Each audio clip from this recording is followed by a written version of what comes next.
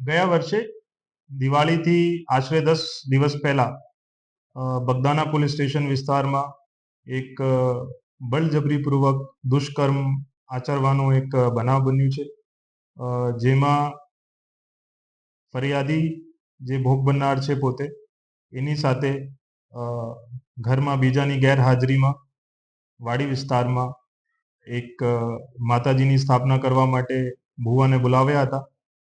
ત્યાં જે ભુવા છે એ એમની મરજી વિરુદ્ધ ઘરના બારી જે છે એ બંધ કરી અને બળજબરીપૂર્વક એમની સાથે દુષ્કર્મ આચર્યું છે, જેમાં ફરિયાદીએ રાડ પાડી હતી. પણ જે તે વખતે એમને ધમકી આપવામાં આવી ભુવા તરફથી કે જે રાડ પાડશે તો એમને મારી નાખીશ, જેના લીધે ફરિયાદીએ જે તે વખતે ફરિયાદ નથી આપી હતી. એના જે પારિવારિક લોકો છે એના તરફથી હિંમત મળતા ગઈકાલે ફરિયાદીએ ફરિયાદ આપી છે.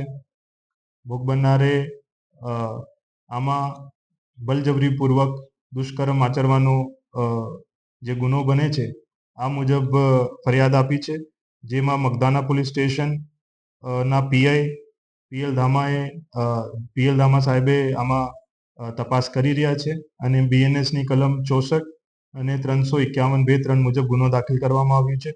આમાં જે આરોપી છે એની તપાસ અત્યારે ચાલુ છે.